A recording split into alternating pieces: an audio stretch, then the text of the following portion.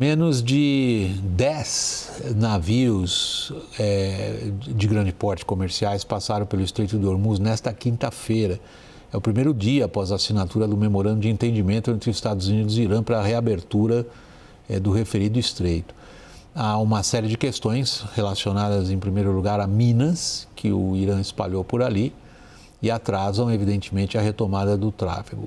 A atualização é com a nossa correspondente em Washington, Mariana Giangiacomo. Pelo menos 7 navios passaram pelo Estreito de Hormuz nesta quinta-feira, segundo dados da plataforma de monitoramento Marine Traffic. O trânsito ainda permanece abaixo das cerca de 130 embarcações que passavam diariamente pelo estreito antes da guerra, devido aos riscos representados por minas navais colocadas por forças iranianas. A Alemanha anunciou o envio de 2 navios ao Mar Vermelho para uma possível ação de retirada dessas minas do estreito junto a outros países europeus, mas uma operação do tipo só deve ocorrer sob autorização do Irã e de Omã. O Conselho Supremo de Segurança Nacional do Irã disse que o país já iniciou uma operação do tipo. O entra e sai do Golfo Pérsico deve ser coordenado pelo Irã durante as negociações entre Washington e Teherã para um acordo final. Não estão previstas cobranças financeiras a embarcações em meio ao período de negociações, que deve durar no mínimo 2 meses. Mas o memorando assinado pelos Estados Unidos não garante que um acordo final mantenha esse status. O direito internacional define como ilegal a cobrança de pedágio em passagens marítimas naturais, mas o Irã busca explorar uma zona cinzenta relacionada à cobrança por serviços prestados, como seguros e taxas de proteção ambiental. Os Estados Unidos não estão mais impedindo saídas e chegadas a portos iranianos, diminuindo a pressão econômica sobre o Irã. Esse e outros alívios financeiros ao país têm sido alvos de críticas do próprio partido de Donald Trump. Pelo menos 5 parlamentares republicanos já falaram publicamente contra o memorando. No centro dos questionamentos está o fundo privado de 300 bilhões de dólares para a reconstrução do Irã, a ser viabilizado pelos Estados Unidos junto a outros países do Oriente Médio. O vice-presidente americano, J.D. Vance, defendeu o texto do memorando e disse que os iranianos estão seguindo o combinado. On the military side, the Iranians for the second night in a row did not shoot at any ships in the Strait of Hormuz. Bom, vamos começar. O Lourival está me chamando a atenção de que não está indo para a Suíça, né? O J.D. Vance cancelou a ida para a Suíça. O governo americano disse que há problemas ainda com... Ele se referiu à logística das negociações, mas parece mais querer dizer em relação à própria estrutura das negociações, algumas coisas ainda não estão ajustadas, de maneira que ainda eles aguardam ansiosamente, diz o porta-voz americano, para que as coisas estejam acertadas, para que eles possam, então, dar início a essa segunda fase, fazer a assinatura presencial e formal do memorando e dar, sobretudo, início à segunda fase para as negociações sobre os temas substanciais. Obrigado, é essencial essa atualização, porque eu ia falar da Paz de Versalhes. Todo mundo que lê um mínimo de história do século XX sabe ao que é associada a expressão Paz de Versalhes, a um fracassado intuito de terminar uma guerra e estabelecer os termos de uma estabilidade duradoura. A Paz de Versalhes, Gunther, ela é encarada nos livros de história como um mau exemplo. A gente vai chamar esse memorando de entendimento de Paz de Versalhes, com licença de toda a ironia que eu estou embutindo aí? Possivelmente sim, porque o Oriente Médio, depois de toda a guerra, que começa em 2023, né? A gente não pode esquecer que essa é a última fase de uma série de conflitos que começa com o ataque terrorista do Hamas, né, a Israel em 7 de outubro de 23, para justamente impedir a grande mudança geopolítica no Oriente Médio, que seria o estabelecimento de relações diplomáticas entre a Arábia Saudita e Israel. Isso criaria uma frente que se oporia fortemente ao tal chamado, né, arco de resistência iraniano. Então, isso acabou, né? O próprio governo saudita já disse que não tem como ter o reconhecimento de Israel sem o Estado palestino e hoje também é impossível o governo israelense criar o Estado palestino. Então, a gente tem essa instabilidade que vai ficar no Golfo, na verdade, no Oriente Médio como um todo, e que vai ter para mim, um cessar-fogo, não um paz, porque no meu entendimento, acordo de paz mesmo, não de Versalhes, né, é quando você negocia as raízes de um conflito, e aí não vão ser negociados nesse acordo aí, que venha a ser negociado qualquer coisa entre Estados Unidos e Irã. Hussein, com a licença aí da brincadeira irônica, qualquer que seja a expressão que a gente use para resumir, definir, carimbar, enfim, essa assinatura do memorando de entendimento entre o Irã e os Estados Unidos, o que é que você, na sua avaliação, considera que é estável na capacidade que a gente tenha de prever a abertura do Estreito de Hormuz, por exemplo, a cessação das hostilidades? O que a gente pode considerar como razoavelmente previsível? Bom, William, se a gente olhar os 14 pontos do acordo, o Irã conseguiu basicamente o que queria. O Irã queria acesso ao dinheiro, queria garantias de reconstrução, queria garantias de desbloqueio de seus ativos. O Irã queria a não imposição de novas sanções e possibilidade de revogação de velhas sanções. Isso o Irã conseguiu no acordo em troca de reabertura do Estreito. Bom, eu creio que os Estados Unidos não têm intenção de retomar a guerra em troca dessas concessões aos iranianos. E os iranianos, basicamente, aceitaram, no âmbito do acordo, a não construção de uma bomba atômica. É o que os americanos queriam no documento. Então, se a gente olhar o prospecto do documento, é um documento extremamente parecido ao acordo assinado pelo governo do presidente Obama. Na verdade, é um documento piorado, muito em favor do Irã. E o Irã conseguiu preservar o direito a ter o seu programa nuclear para enriquecimento para fins civis, né? Além disso, o Irã garante no âmbito do acordo, e aí é um ponto vulnerável do acordo, que é um cessar-fogo duradouro no Oriente Médio. Mas esse cessar-fogo ele se divide em duas etapas.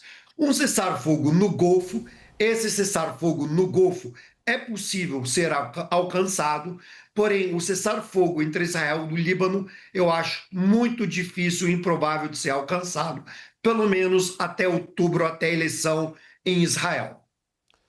Esse ponto que o Hussein levanta é relevante se a gente quiser entender o que vai acontecer, levando em consideração, já que você estava se referindo à não viagem do Vance, ao que ele disse hoje ao governo israelense, foi para lá de rude, mas é um pouco estilo, né? De Trump, Hegseth. O Rubio até um pouco mais, digamos, nessa comparação, menos agressivo, mas o Vance foi extraordinariamente agressivo em relação a Israel. Dizendo, olha aqui, ou vocês se comportam, vocês têm que ter um pouco de um cheiro da realidade. Vocês pensam o quê? Que vocês vão matando o seu caminho até onde vocês querem chegar?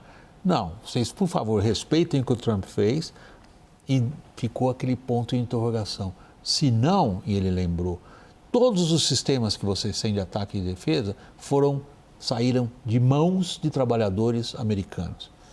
Que chance Israel tem de torpedear isso tudo? Pois é, exatamente. Bom, acho que é muito provável, eu concordo bastante com a análise do Hussein, é muito provável assim, que Israel vá, por dois interesses, sabotar esse acordo. Primeiro, porque discorda frontalmente do acordo, né? Israel rejeitou o JCPOA, o acordo firmado por Barack Obama e o Irã em 2015, rompido por Trump em 2018, e é um acordo mais fraco ainda, mais favorável ao Irã do que o JCPOA. Então, o Israel reconhece uma ameaça aos seus interesses nesse acordo. E, em segundo lugar, porque está lá o Hezbollah, E aí você tem aquela situação de círculo vicioso, uma coisa que retroalimenta a outra. Vamos lá. O Hezbollah, no início de março, voltou a atacar Israel, rompeu o cessar-fogo que durava pouco mais de um ano, porque Israel estava atacando o Irã, que é o seu patrocinador. Aí Israel passou a atacar o Irã e finalmente invadiu o Líbano de novo, né? E aí agora, como Israel invadiu o Líbano, o Irã ataca, o Hezbollah ataca Israel por isso, por estar ocupando o território libanês. Ataca os soldados israelenses no Líbano e ataca o norte de Israel. E aí Israel vê nisso toda a justificativa para continuar atacando o Hezbollah, que é algo que o Irã não aceita, né? E que considera que o acordo selou o fim desse conflito, como se fosse assim, né? Mas é o que está escrito lá. O primeiro parágrafo diz isso, né? A soberania do Líbano tem de ser respeitada, as forças têm de sair das duas regiões, ou seja, as forças americanas têm de sair do Golfo Pérsico, têm de sair do Estreito de Hormuz, e as forças israelenses têm que sair do Líbano. Isso está escrito no primeiro parágrafo do acordo, e é algo que realmente é muito difícil de acontecer. Agora, Gunther, do ponto de vista aí da análise geopolítica mesmo, eu não consegui encontrar comentaristas lá fora que tivessem dito que Trump fez um bom acordo. Ao contrário, em inglês, o trocadilho que se está fazendo é com o nome com o qual ele batizou o que ele começou a 28 de fevereiro, Operação Epic Fury, né, Fúria Épica, e em inglês eles estão dizendo Epic Failure, fracasso épico. Você encontrou alguém que tivesse visto no que Trump assinou em Versalhes algo que, digamos, o caracterize como um estrategista com algum dote? Nem um pouco, afinal de contas, ter mergulhado nessa guerra no canto da sereia de Netanyahu já mostra que ele não é nem um pouco estrategista. Então, se ele conseguiu colocar os Estados Unidos nessa guerra, contrariando todas as análises de inteligência que vinham sendo feitas desde os anos 90, achar que esse acordo é algo bom para os Estados Unidos e bom para a região, não tem como.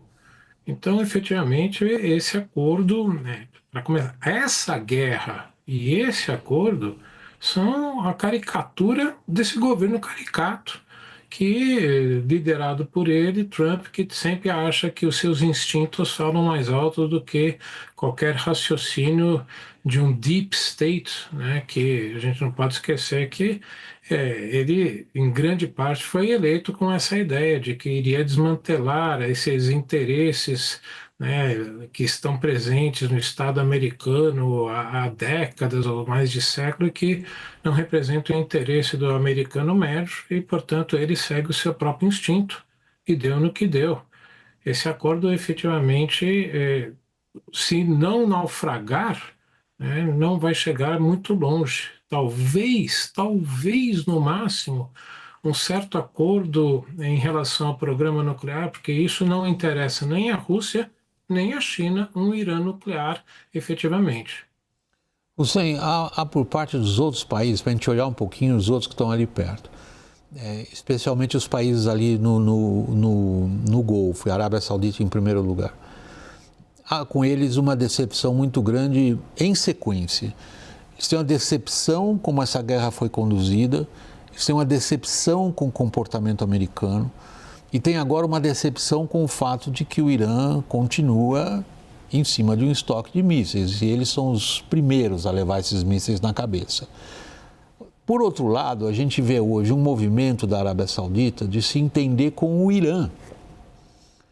Então, desculpe de novo a ironia, em vez de a gente ter os acordos de Abrão, que são esses países se entendendo com Israel, nós vamos inverter o acordo de Abrão e eles vão se entender com o Irã? Muito boa a tua pergunta, William. Eu acho que a própria guerra de Gaza, ela basicamente liquidou com os acordos de Abrão, né? E a própria conduta do Netanyahu para com o Líbano e a própria condução do Netanyahu e o convencimento dele de atacar o Irã ela também dizimou as possibilidades dos avanços de Acordo de Abraão, porque os países do Golfo eram contra atacar o Irã, né? Eu acho que é importante sublinhar isso. Para a Arábia Saudita, é muito importante o avanço de um diálogo maduro e estratégico com os iranianos, porque os sauditas têm interesse estratégico econômico na reabertura do Estreito. Isso é um ponto fundamental. Segundo, é muito importante para os sauditas que o Irã não imponha uma hegemonia militar no Golfo Pérsico, né? E o fracasso americano, o fracasso militar americano, né? Isso pode dar essa possibilidade à Arábia Saudita. Portanto, é fundamental como a ponta nuclear da negociação vai ser conduzida. E é muito importante como o Paquistão também vai atuar nesse aspecto. Por isso, a Arábia Saudita e o avanço do diálogo saudita-paquistanês tem servido de escudo para a Arábia Saudita.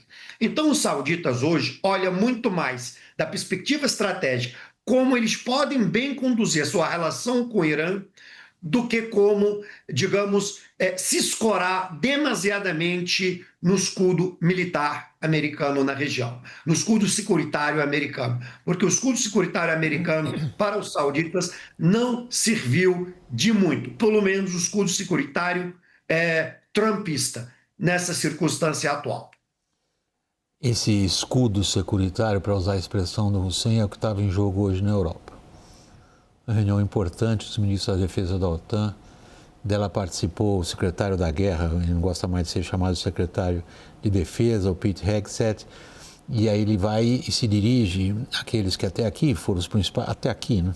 Não deixaram de ser, parece, os principais aliados dos Estados Unidos do ponto de vista militar, e os chama de sem vergonha. A reação de vocês ao que aconteceu no Irã foi sem vergonha. Vocês, em momento algum, se dispuseram a nos ajudar. A reação, evidentemente, dos europeus foi aquela de... Já não se assustam tanto com o que os americanos falam, mas se assustam muito com o que parece ser uma revisão do que os Estados Unidos estariam dispostos a oferecer como escudo securitário para os europeus. Isso é consequência direta dessa guerra. Exatamente. No caso da OTAN, isso foi intencional, né? Os Estados Unidos realmente criaram um vácuo, uma fratura na aliança transatlântica, né? Deliberadamente, foi lá na Conferência de Munique, declarou isso claramente. Quem teve esse papel foi o J.D. Vance, depois reiterado por Pete Hegseth, por Marco Rubio, pelo Trump. Agora, no caso do Golfo, é algo não voluntário, né? Foram erros sucessivos, estratégicos, que os Estados Unidos cometeram, mas que tiveram o mesmo efeito que teve sobre a OTAN, que é esse de quebrar a confiança dos países árabes do Golfo nesse guarda-chuva, nesse sistema de proteção, nessa projeção americana, porque realmente essa aventura foi um completo desastre para todos, né? De maneira que a gente já há várias semanas a gente sabe que diplomatas e autoridades, chanceleres mesmo, ministros das monarquias árabes do Golfo e do Irã têm conversado ativamente, inclusive se visitando presencialmente entre as capitais, os árabes indo para Teherã com muita intensidade. Então, assim, eles sentiram que eles precisam resolver essa questão entre eles e estão resolvendo, não? E lembrando que os Estados Unidos, o presidente Trump, pessoalmente, na pessoa física, tem interesses de business, de negócios nesses países, Arábia Saudita, Emirados Árabes e Catar e Bahrein, sobretudo, né? E aí, com a família dele envolvida. Mas também os Estados Unidos como país também tem. Então, ali tem uma perda também de poder dos Estados Unidos na região. Então, realmente o prejuízo é muito grande e aí abre brechas para países como a China, oportunisticamente buscar ali chances de projeção, de inserção. Eu estou encerrando, Hussein, só muito breve, Hussein, porque acabei meu tempo. Sim, só para complementar uma ponta rápida, o Trump mencionou que ele havia pedido para os sírios cuidarem do Líbano, entrarem no Líbano para conter o Hezbollah e Israel deveria ficar de lado. Isso corrobora e os sírios acabaram sendo contidos. Por quem? Essencialmente pelos sauditas, depois pelos turcos. Porque como os sauditas estavam, junto com o Catar, construindo, pavimentando essa relação com o Irã, como o Lorival falou, eles perceberam que não há interesse em uma guerra entre árabes e uma guerra entre muçulmanos. Por isso que pressionaram o governo de do Ahmad Ashara na Síria, para que ele não se envolva no Líbano. Isso parte da estratégia saudita de aproximação com os iranianos, de construir um novo equilíbrio de poder no Golfo.